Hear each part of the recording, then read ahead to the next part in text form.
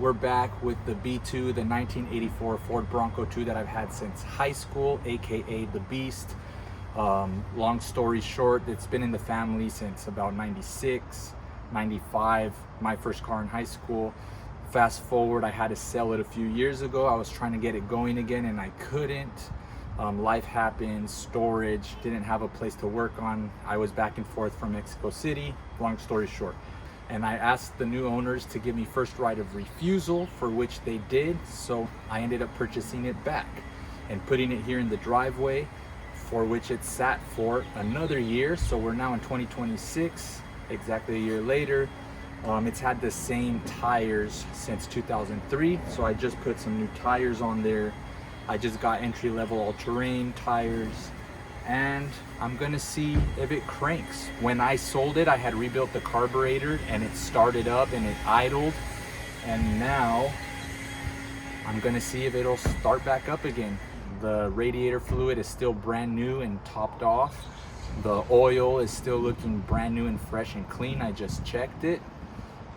So I'm hopefully it starts up and we could take it from there. So let's find out. When I went to pick it up, they told me that they didn't do anything to the car since they got it, except they put some new seat covers on there.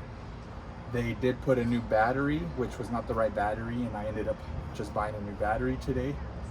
And I did see the fuse box cover off, and I couldn't tell if there was fuses missing or replaced, so we'll see if that has anything to do with what we're about to do. But for now, new battery, and let's see if we could get a crank.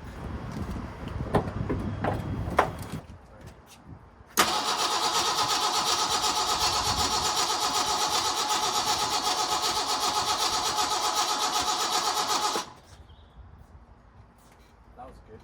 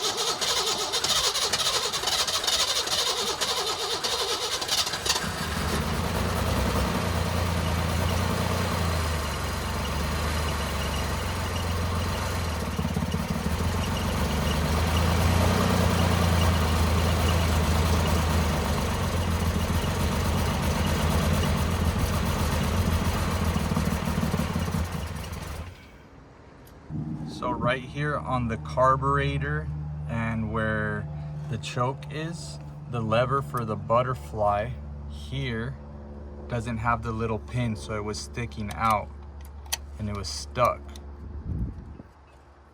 So maybe that had to do with it a bit. So right now, if I put it back, trying to put it back here, right in the hole. There you go, go to your home. However, it doesn't have the little butterfly clip, so I'll see if it could at least stay on for this startup, and we'll see if that makes a little difference. But that's what was missing right now.